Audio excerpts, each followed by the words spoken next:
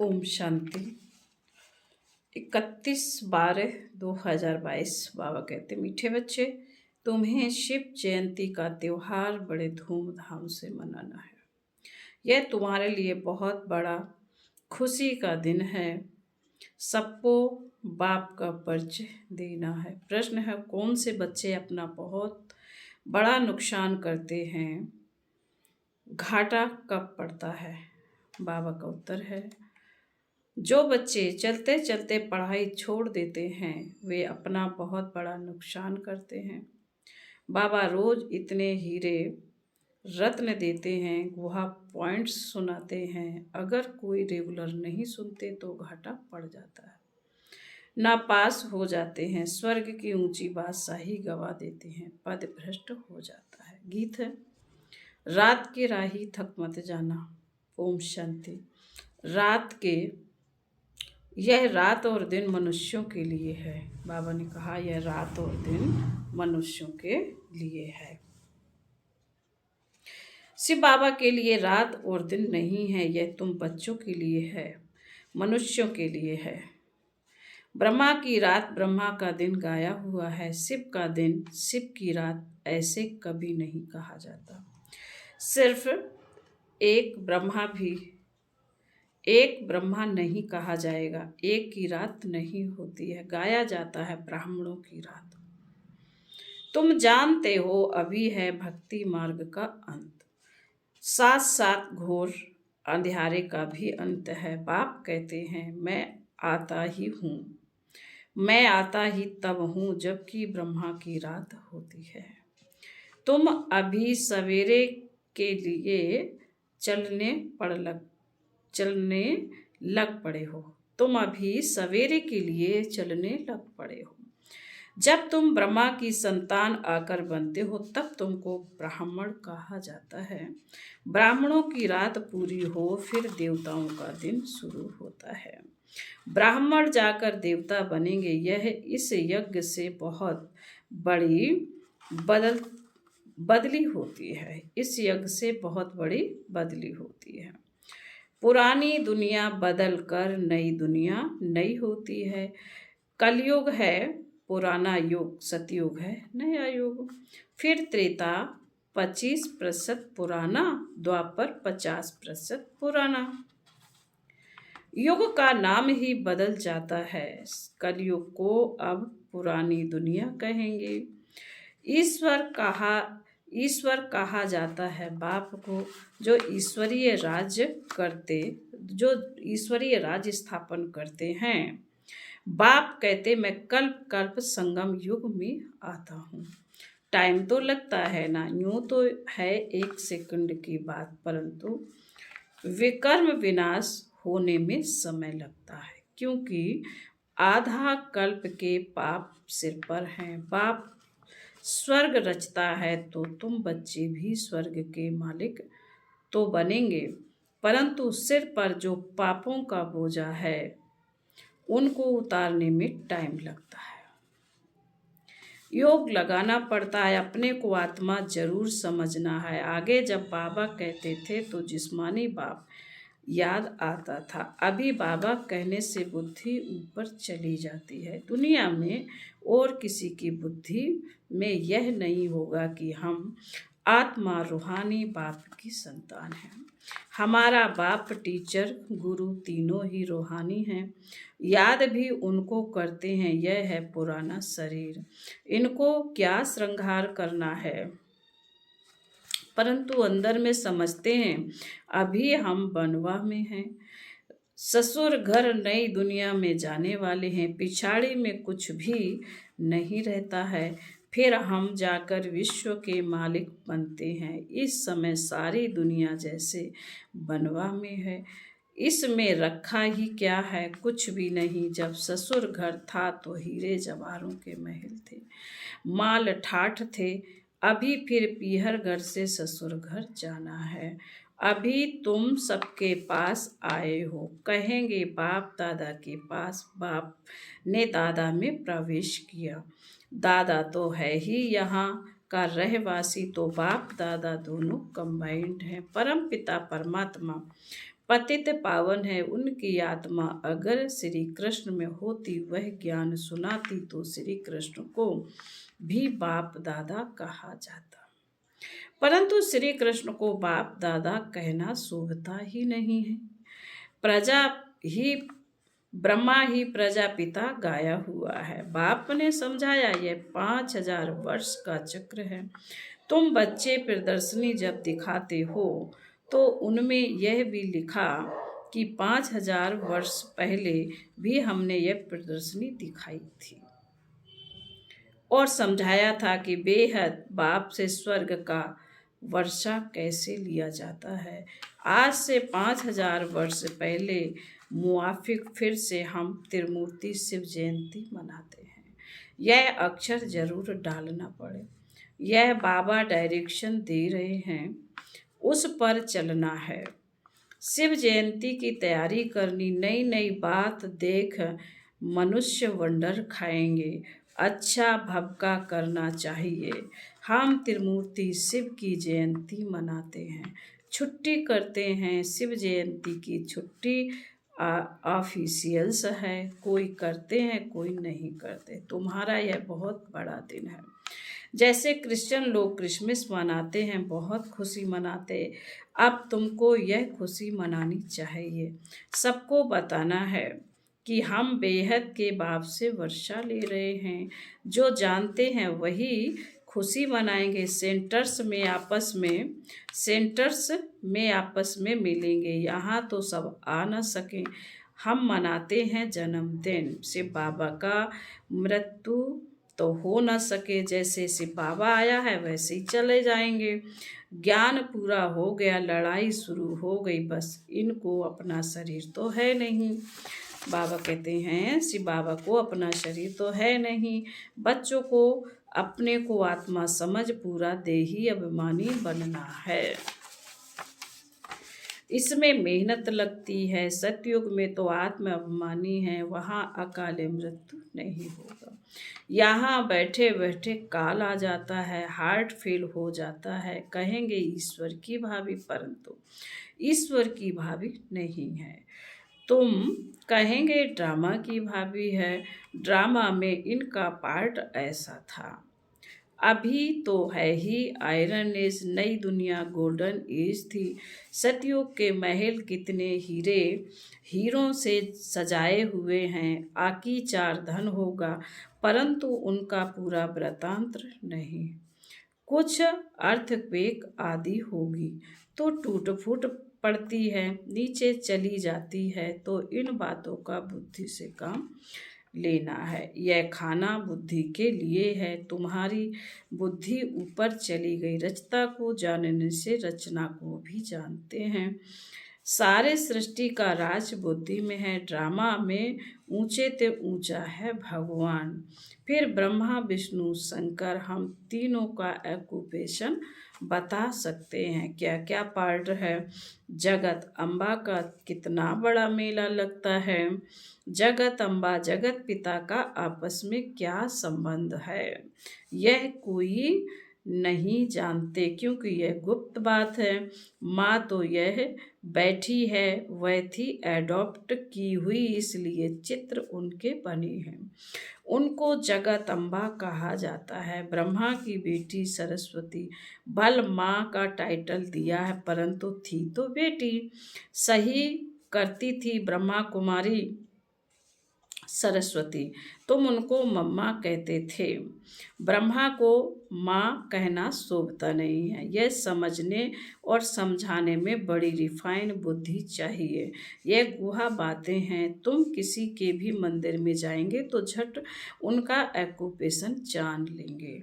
गुरु नानक के मंदिर में जाएंगे तो झट बता देंगे कि वह फिर कब आएंगे। उन लोगों को कुछ भी पता नहीं, क्योंकि कल्प की आयु लंबी कर दी है। तुम वर्णन कर सकते हो।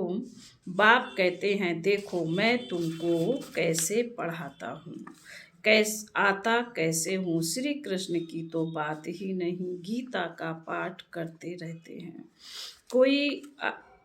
कोई 18 अध्याय याद करते तो उनकी कितनी महिमा हो जाती है। एक श्लोक सुनाएंगे तो कहेंगे वाह वाह, इन जैसा महात्मा तो कोई नहीं। आजकल तो रिद्धि सिद्धि भी बहुत है, जादू का खेल बहुत दिखाते हैं, दुनिया में ठगी बहुत है। बाप तुमको कितना सहज समझाते हैं तुम, परंतु पढ़ने वालों पर मदार है। टीचर तो एक रस पढ़ाते हैं, कोई नहीं पढ़ेंगे तो नापास होंगे। यह भी होना जरूर है, सारी राजधानी स्थापन हो रही है, होनी है। तुम यह ज्ञान स्नान कर ज्ञान का गोता लगाए परिस्तान की परी अर्थात स्वर्ग के मालिक बन जाते हो। रात दिन का फर्क है, वहाँ तत्व भी सतो प्रधान होने से शरीर भी एक्यूरेट बनता है, नेचुरल ब्यूटी रहती है। वह है ईश्वर की स्थापन की हुई भूमि। अभी आसुरी भूमि है, स्वर्ग नर्क में बहुत फर्क है। अभी तुम्हारी बुद्धि में ड्रामा के आदि मध्य अंत का रास बैठा हुआ है, नंबरवार पुरुषार्थ अनुसार। बाप कहते हैं अच्छी रीति पुरुषार्थ करो। बच्चियां नए नए स्थान पर चक्र लगाने जाती हैं, अगर अच्छी माताएं आदि हैं तो सर्विस को जमाना पड़े। सेंटर पर अगर कोई नहीं आते तो अपना नुकसान करते हैं, कोई पढ़ने के लिए नहीं आते तो उनको फिर लिखना चाहिए। तुम पढ़ते नहीं हो, इससे तुमको बहुत घाटा पड़ जाएगा। रोज रोज बहुत गुहा पॉइंट्स निकलती हैं। यह है हीरे रत्न, तुम पढ़ेंगे नहीं तो नापास हो जाएंगे। इतनी ऊंची स्वर्ग की बादशाही गवा देंगे। मुरली तो रोज सुननी चाहिए, ऐसे नहीं। ऐसे बाप को छोड़ दिया तो याद रखना नापास हो जाएंगे, फिर बहुत रोएंगे, खून के आंसू बहाएंगे। पढ़ाई तो कभी नहीं छोड़नी चाहिए। बाबा रजिस्टर देखते हैं कितने रेगुलर आते हैं, ना आने वालों को फिर सावधान सावधान करना चाहिए। श्रीमत कहती है पढ़ेंगे नहीं तो पद भ्रष्ट हो जाएंगे, बहुत घाटा पड़ जाएगा। ऐसे लिखा पढ़ी करो तब तुम स्कूल को अच्छी तरह उठा सकेंगे। ऐसे नहीं कोई नहीं आया तो छोड़ दिया।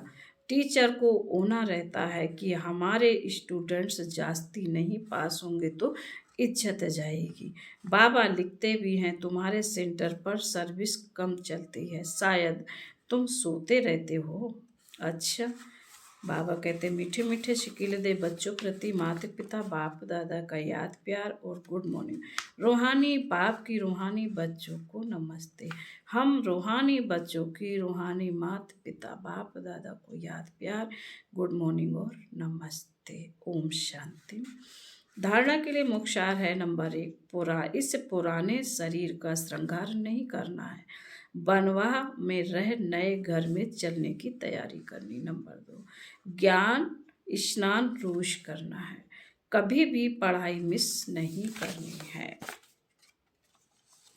वरदान है महानता के साथ निर्माणता को धारण कर सर्व का मान प्राप्त करने वाले खुदाई भव। महानता की निशानी निर्माणता है, जितना महान उतना निर्माण, क्योंकि सदा भरपूर है। जैसे वृक्ष जितना भरपूर होगा उतना झुका हुआ होगा, तो निर्माणता ही सेवा करती है, और जो निर्माण रहता है वह सर्व द्वारा मान पाता है। जो अभिमान में रहता है उसको कोई मान नहीं देता, उससे दूर भागते। जो निर्माण है वो सुखदायी होंगे, उनसे सभी सुख की अनुभूति करेंगे, सभी उनके समीप आना चाहेंगे। स्लोगन है उदासी को तलाक देने के लिए खुशियों का खजाना सदा साथ रखो। ओम शांति। मातेश्वरी जी के मधुर महावाक्य हैं। गीत है नयनहीन को राह दिखाओ प्रभु। अब यह जो मनुष्य गीत गाते हैं नयनहीन को राह दिखाओ प्रभु, तो गोया राह दिखाने वाला एक ही परमपिता परमात्मा ठहरा। तभी तो परमात्मा को बुलाते हैं। और जिस समय कहते हैं प्रभु राह बताओ, तो जरूर मनुष्यों को राह दिखाने के लिए खुद परमात्मा को निराकार रूप से साकार रूप में अवश्य आना पड़ेगा। तभी तो इस स्थूल में राह बताएगा। आने बिगर राह तो बता नहीं सकेंगे। अब मनुष्य जो मूझे हुए हैं, उन मूझे हुए को राह चाहिए। इसलिए परमात्मा को कहते हैं नयनहीन को राह बताओ प्रभु। इसको ही फिर खिवैया भी कहा जाता है, जो उस पार अथवा इन पांच तत्वों की जो बनी हुई सृष्टि है, इससे पार कर उस पार अर्थात पांच तत्वों से पार जो छठा तत्व अखंड ज्योतिमय तत्व है, उसमें चलेगा, उसमें ले चलेगा।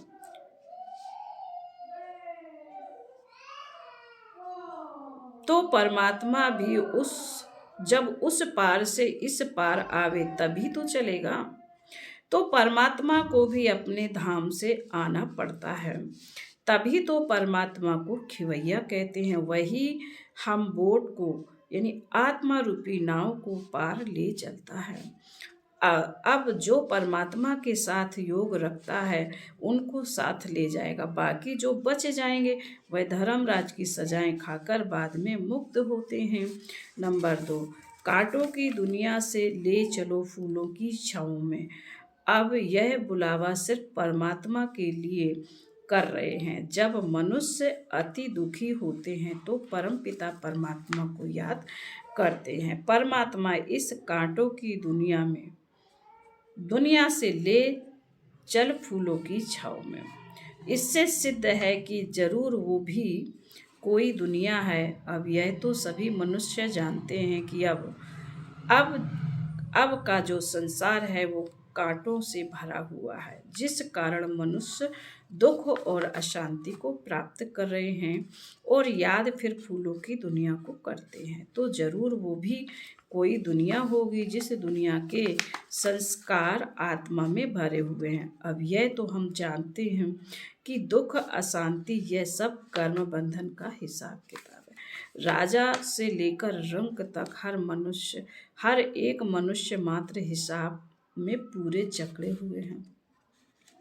इसलिए परमात्मा तो खुद कहता है अब या तो संसार कलयुग अब का संसार कलयुग है, तो वो सारा कर्म बंधन का बना हुआ है। और आगे का संसार सतयुग था जिसको फूलों की दुनिया कहते हैं। अब तो है कर्म बंधन से रहित जीवन मुक्ति, देवी देवताओं का राज जो अब नहीं है। अब यह जो हम जीवन मुक्ति कहते हैं तो इसका मतलब यह नहीं कि हम कोई देह से मुक्त थे। उन्हों को कोई देह का भान नहीं था, मगर वो देह में होते हुए भी दुख को प्राप्त नहीं करते थे। गोया वहाँ कोई भी कर्म बंधन का मामला नहीं है। वो जीवन लेते, जीवन छोड़ते, आदि मध्य अंत सुख को प्राप्त करते थे। तो जीवन मुक्ति का मतलब है जीवन होते कर्मातीत। अब यह सारी दुनिया है 5 विकारों में पूरी जकड़ी हुई, मानो 5 विकारों का पूरा वास है। परंतु मनुष्य में इतनी ताकत नहीं जो इन 5 भूतों को जीत सके। तब ही परमात्मा खुद आकर हमें 5 भूतों से छुड़ाते हैं और भविष्य प्रारब्ध देवी देवता पद प्राप्त कराते हैं। अच्छा, ओम शांति।